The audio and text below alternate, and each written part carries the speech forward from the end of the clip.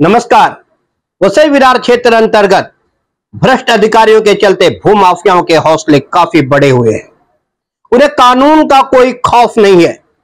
वे लगातार नियम कायदों की धज्जियां उड़ाते हुए अवैध निर्माणों को अंजाम दे रहे हैं, किंतु स्थानीय प्रशासन की इतनी औकात नहीं है कि इन भूमाफियाओं को प्रतिबंधित कर सके। देखिए वसई विरार शहर महानगर पालिका क्षेत्र अंतर्गत भूमाफियाओं के बढ़ते प्रभाव की एक अनोखी दास्तान। वसई विरार मनपा क्षेत्र को भूमाफियाओं के लिए जाना जाता है। यहाँ कई ऐसे भूमाफिया हैं जिन्होंने अपने निजी स्वार्थ के लिए स्थानीय प्रशासन के नियम कायदों का खुलकर मजाक उड़ाया है। हालांकि यह भूमाफिया ऐसे ही भूमाफिया नहीं बने हैं। एक साधारण से अवैध निर्माणकर्ता को क्षेत्र का कुख्यात भूमाफिया बनाने का श्रेय भी स्थानिक प्रशासन से जुड़े हर भ्रष्ट अधिकारी को जाता है। उन अधिकारियों को जाता है जो लालची थे, जो इन भूमाफियाओं के साथ पहले ही अवैध निर्माणों के एवज में एक समझौता कर लेते थे।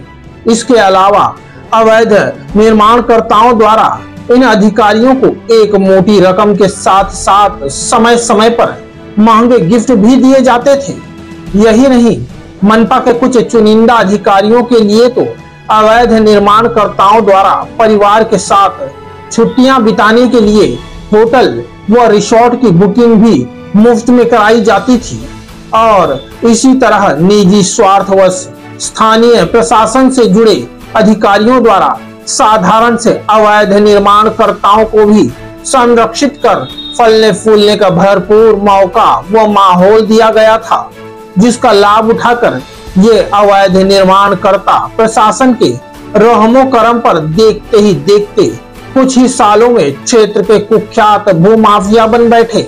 और उन्हीं भूमाफियाओं में अरशद चौधरी, शहजाद उर्फ सैयाद तथा मैनुद्दीन का नाम प्रमुख रूप से लिया जाता है। हालांकि ये वह भूमाफिया हैं जिन्होंने मनपा के पेल्हार प्रभाग अंतर्गत अब तक सर्वाधिक अवैध निर्माण कार्य किए हैं, या हम यह भी कह सकते हैं कि मनपा के पेल्हार प्रभाग अंतर्गत सर्वाधिक अवैध निर्माण करने का श्रेय भी इन्हीं भूमाफियाओं की टोली को जाता है। ये तीनों भूमाफियाओं की जोड़ी क्षेत्र के सभी भूमाफियाओं पर भारी है। एक से बढ़कर एक सातिराना तरीके से प्रशासन की छत्र छाया में इन तीनों ने अवैध निर्माणों द्वारा अकुत धन संपत्ति कमाई है। अगर इनके द्वारा कराए गए अवैध निर्माणों की सूची निकाली जाए और उनसे की गई काली कमाई का ब्यौरा निकाला जाए तो शायद आर्थिक गुनाह शाखा इस मामले में हस्तक्षेप किए बिना नहीं रह पाएगा। वहीं जब बात भूमाफियाओं के संरक्षण में बन रहे अवैध निर्माण की हो तो कोरोना काल की बात करना आवश्यक हो जाता है। वह एक ऐसा दौर था जिसमें नागरिकों की जान बचाना सरकार की प्राथमिकता थी। साथ ही प्रशासन 24 घंटों लोगों के स्वास्थ्य सुविधा देने में जुटी हुई थी। ऐसे आपातकाल के समय में भी अवसर तलाशते हुए कुछ भूमाफिया मनपा पेल्हार अंतर्गत आने वाले उमर कंपाउंड, रिचर कंपाउंड, झाबरपाड़ा आदि जगहों पर बड़े बड़े अवैध इंडस्ट्रियल गाले बनाकर काली कमाई करने में लगे हुए थे। और ये सब किया जा रहा था अरशद चौधरी, सैयाद उर्फ शहजाद तथा मैनुद्दीन खान द्वारा। और ऐसे समय इन भूमाफियाओं की टोली के समक्ष मनपा का पेल्हार प्रशासन सदैव गुलामों की तरह ही जी हुजूरी करता नजर आता था। और ऐसा प्रतीत होता था मानो पेल्हार प्रभाग में इन भूमाफियाओं की टोली की ही हुकूमत चलती है। यह प्रशासन की ही कमी थी कि भूमाफिया सरेआम वर्षों से सरकार का राजस्व बर्बाद कर स्वयं करोड़ों कमा रहे थे।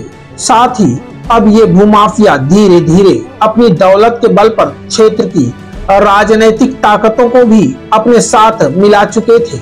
और इस तरह ये भूमाफिया अब पैसों से और रुतबे से इतने मजबूत हो गए थे कि अब प्रशासन को ही आंख दिखाने लगे थे।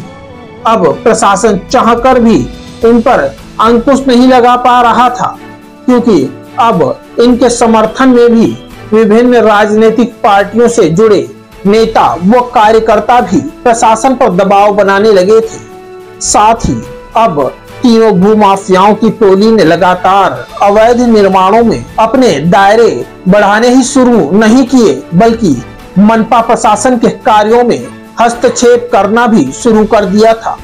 पिछले कुछ सालों के दौरान ऐसा कई बार देखा गया कि अगर मनपा पेल्हार प्रभाग का कोई अधिकारी भूमाफियाओं के खिलाफ कार्रवाई करने का प्रयास करता था, तो ये भूमाफिया अपने प्रभाव का इस्तेमाल कर उस अधिकारी का ट्रांसफर ही करवा देते थे।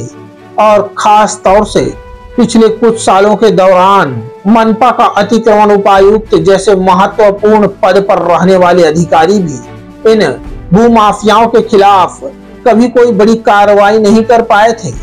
वहीं मौजूदा समय में अतिक्रमण उपायुक्त किशोर गवस भी इन भूमाफियाओं के समक्ष बेहद लाचार नजर आ रहे हैं, क्योंकि वे इन भूमाफियाओं के खिलाफ शिकायत तो दूर की बात है, फोन पर बात तक नहीं करना चाहते। हालांकि इन भूमाफियाओं ने अपने पैसे व राजनीतिक प्रभाव के बल पर मंत्रालय तक अपनी पहुंच बना डाली थी। यहाँ तक कि अगर कोई उनके अवैध निर्माणों की शिकायत मंत्रालय तक भी करता है, तो भी सभी शिकायतें बेअसर साबित होती हैं। और इस तरह इन भूमाफियाओं की टोली ने कुछ ही सालों के दौरान वसई विरार क्षेत्र के टॉप 10 भूमाफियाओं में अपना स्थान बना लिया है। आपको बता दें कि पिछले कुछ महीनों पूर्व नालासोपारा पूर्व संतोष भवन स्थित अभिनंदन होटल के बेहद नजदीक कुख्यात भूमाफिया अरशद चौधरी, शहजाद तथा मैनुद्दीन द्वारा एक बड़े इंडस्ट्रियल गाले का अवैध निर्माण करवाया गया था, जिस पर एक हॉस्पिटल का बोर्ड भी लगाया गया था। वहीं उस पत्र के अवैध निर्माण के वक्त क्षेत्र के सभी पत्रकारों तथा समाज सेवकों ने बड़ी तादाद में एकजुट होकर मनपा प्रशासन को इस अवैध निर्माण के खिलाफ बड़ी तादाद में शिकायती पत्र दिए थे। वहीं मनपा के पेल्हार प्रभाग से लेकर मुख्यालय तक दबाव बनाए जाने पर आखिर तत्कालीन पेल्हार प्रभाग की सह आयुक्त विशाखा मोटघरे को इस शर्मनाक हॉस्पिटल पर कार्रवाई करने को मजबूर होना पड़ा था। और अभी कार्रवाई शुरू भी नहीं हुई थी कि ऐसे समय में अचानक एक विशेष फोन आ जाने पर सह आयुक्त विशाखा मोटघरे को कार्रवाई आधी अधूरी छोड़कर भागने को मजबूर होना पड़ा था। हालांकि भूमाफियाओं ने यह फोन किससे कराया था, यह अभी तक रहस्य बना हुआ है। हालांकि इस तोड़क कार्रवाई को रोकने में सफल भूमाफियाओं की टोली के हौसले काफी बढ़ गए थे। वहीं तब पत्रकारों ने भूमाफियाओं के इस अवैध निर्माण के खिलाफ अपनी लड़ाई जारी रखी, जिसके तहत क्षेत्र में कुछ भूमाफिया इस अवैध निर्माण को बचाने के लिए एकजुट हुए, तो पत्रकारों ने भी अपनी एकजुटता साबित करते हुए इस अवैध निर्माण की खिलाफत करना शुरू कर दी थी। और अंततः पत्रकारों के इस प्रयास की जीत हुई, जिसके तहत भारी दबाव में ही सही न चाहते हुए भी एक बार फिर पेल्हार प्रभाग की सह आयुक्त विशाखा मोटघरे को 26 अप्रैल को अपने लश्कर को लेकर इस अवैध निर्माण पर कार्रवाई के लिए संतोष भवन पहुंचना पड़ा। हालांकि इस बार भी भूमाफियाओं की टोली एकजुट होकर इस अवैध निर्माण पर हो रही कार्रवाई को बाधित करने की मंशा से पहुंच चुकी थी, किंतु इस बार भूमाफियाओं की कोई चाल कामयाब नहीं हो पाई। और फिर देखते ही देखते मनपा के तोड़क दस्ते द्वारा भूमाफियाओं के इस अभियान को धीरे धीरे नेस्तनाबूद कर दिया गया। हालांकि उस समय वहां मौजूद एक विश्वसनीय सूत्र ने हमें जानकारी दी थी कि वहां पर भूमाफियाओं की टोली द्वारा उपस्थित मनपा अधिकारियों को चुनौती दी गई थी कि जल्द ही हम फिर इस अवैध निर्माण को पूरा करके दिखाएंगे। हालांकि तत्कालीन महिला सह आयुक्त विशाखा मोटघरे द्वारा इस अवैध निर्माण पर त्वरित कार्रवाई तो की गई, किंतु अवैध निर्माणकर्ता के खिलाफ एमआरटीपी के तहत मामला दर्ज नहीं किया गया। हालांकि उस समय यह भी जानकारी सामने आई थी कि विशाखा मोटघरे मैडम जी ने इस अवैध निर्माण के लिए जिम्मेदार लोगों पर एमआरटीपी के तहत मामला दर्ज न करने के एवज में एक मोटी रकम ली थी। हालांकि इस विषय पर हमने मनपा के पेल्हार प्रभाग में सूचना के अधिकार का प्रयोग कर इस त्वरित कार्रवाई से संबंधित कुछ विशेष जानकारी मांगी थी, जिसमें हमने यह भी पूछा था कि इस अवैध निर्माण को ध्वस्त करने में कितना खर्च आया था तथा अवैध निर्माणकर्ता से कितना खर्च वसूला गया, किंतु मनपा से जवाब आया कि अवैध निर्माणकर्ता से कुछ भी नहीं वसूला गया। मतलब त्वरित कार्रवाई में जिस जेसीबी का प्रयोग किया गया उसका पैसा भूमाफियाओं से नहीं वसूला गया, जो कि नियम के खिलाफ है। वहीं सवाल यह भी उठता है कि पेल्हार मनपा प्रभाग भूमाफियाओं पर इतनी मेहरबानी क्यों कर रही है, और अंततः कुछ महीने बीत जाने के बाद मौजूदा समय में जब पेल्हार प्रभाग की बागडोर मनाली सिंधे मैडम के हाथ में आते ही अरशद चौधरी, शहजाद तथा मैनुद्दीन नामक इन भूमाफियाओं की टोली द्वारा इस टूटे हुए अवैध निर्माण को फिर से बनाना शुरू कर दिया। हालांकि एक बार टूट चुके इस अवैध निर्माण को दोबारा बनवाना इन भूमाफियाओं की टोली के लिए बहुत जरूरी है, क्योंकि पिछले कुछ सालों से अब तक इस क्षेत्र में सर्वाधिक अवैध निर्माणों के ठेके लेकर सर्वाधिक तादाद में अवैध निर्माणों को बिना किसी व्यवधान के इन्हीं भूमाफियाओं की टोली द्वारा अंजाम दिया गया है, और इन अवैध निर्माणों पर मनपा द्वारा कभी कोई त्वरित कार्रवाई भी नहीं हुई है। और ऐसी स्थिति में संतोष भवन का यह टूटा हुआ अवैध निर्माण इन भूमाफियाओं की टोली छवि खराब कर रहा था, जो कि इन भूमाफियाओं के लिए भी एक बड़ी चुनौती थी।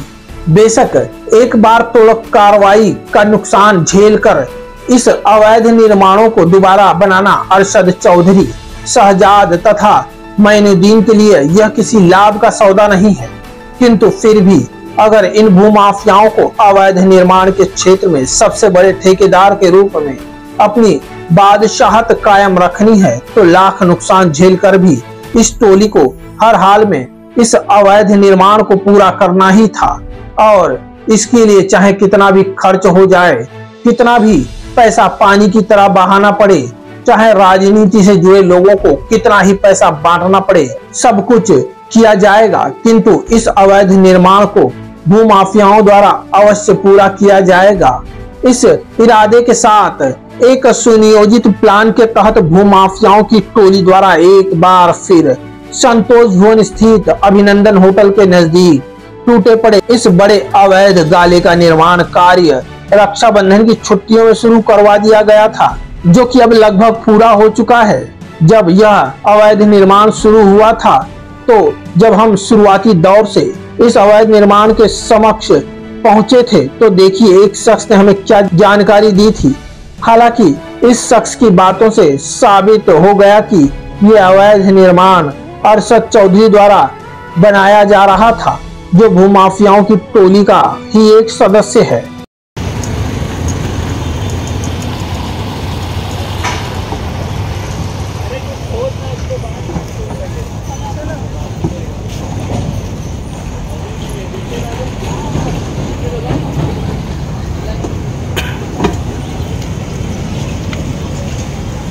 भाई कौन करवा रहा है काम?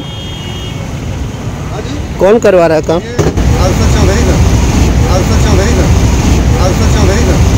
साथ ही जब हम अगले दिन वहां के अवैध निर्माण की स्थिति देखने हम दोबारा पहुंचे तो वहां उपस्थित एक युवक जो अपना नाम जावेद बता रहा था, उसने जानकारी दी कि ऊपर तक सेटिंग हो चुकी है, अब किसी हालात में नहीं टूटेगा। हालांकि 5-6 दिन लगातार काम करने के ये अवैध निर्माण अब पूरा हो जाएगा। अब ये जो अवैध निर्माण आप देख रहे हैं यह अवैध निर्माण नहीं है बल्कि भूमाफियाओं का गुरूर है। यह अवैध निर्माण मनपा के पेल्हार प्रभाग के अधिकारियों के गाल पर भूमाफियाओं का करारा तमाचा है। आपको बता दें कि मनपा के पेल्हार प्रभाग का यह क्षेत्र जहां भूमाफियाओं ने जंगल राज स्थापित किया हुआ है। यह बोईसर विधानसभा क्षेत्र अंतर्गत आता है और यहाँ के विधायक राजेश पाटिल हैं, जो महाराष्ट्र की दबंग पार्टी बहुजन विकास आघाड़ी के विधायक हैं। किंतु अफसोस, ये विधायक महोदय भी अपने विधानसभा क्षेत्र में इन भूमाफियाओं को कंक्रीट के जंगल बनाने से नहीं रोक पाए। कहीं ऐसा तो नहीं कि ये भूमाफिया सत्ता के संरक्षण में पनप रहे हों। हालांकि इस सवाल का जवाब तो विधायक साहब ही दे सकते हैं कि सक्षम होने के बावजूद भूमाफियाओं पर प्रतिबंध क्यों नहीं लगाया जा रहा। वहीं आपको बता दें कि भूमाफियाओं के अवैध निर्माणों को लेकर मनपा के पेल्हार प्रभाग अंतर्गत पहले भी कई आंदोलन व उपोषण किए गए हैं, किंतु उससे मनपा को कोई फर्क नहीं पड़ता। वहीं मौजूदा समय में भूमाफियाओं के अवैध निर्माण के खिलाफ भाजपा का एक युवा कार्यकर्ता भी अमरण उपोषण पर बैठा है, किंतु उसके बावजूद भी मनाली शिंदे को उससे फर्क नहीं पड़ता, क्योंकि अभी भी शायद मैडम जी को भूमाफियाओं के इस अवैध निर्माण पर कार्रवाई करने के लिए शायद किसी के आदेश का इंतजार है। वहीं अब सवाल उठता है कि पेल्हार प्रभाग में क्या कानून व्यवस्था नाम की चीज नहीं है? क्या जो भी बड़े और जिम्मेदार अधिकारी यहाँ पर हैं, वे सभी बिक चुके हैं? जहां भूमाफिया कुछ दिनों पूर्व डंके की चोट पर खुलेआम मुख्य सड़क पर कानून व्यवस्था को जूतों तले रौंद कर अवैध निर्माण करवा रहे हैं, और मनपा का पेल्हार प्रभाग धृतराष्ट्र की तरह पट्टी बांध कर बैठा है। वह अंधा नहीं है, किंतु देखना नहीं चाहता। हालांकि इस विषय पर मनाली शिंदे मैडम जी को काफी फोन किए गए, लेकिन उन्होंने हमारा फोन नहीं उठाया, क्योंकि उन्हें पता था कि हम उनको फोन क्यों कर रहे हैं। वहीं आपको बता दें कि मनपा का पेल्हार प्रभाग वह प्रभाग है जहां पर गैर कानूनी ढंग से रिश्वत लेते अब तक कई लोग यहां पर रंगे हाथों एंटी करप्शन की रेड में पकड़े जा चुके हैं। इसके बावजूद भी सर्वाधिक भ्रष्टाचार यहीं पाया जाता है।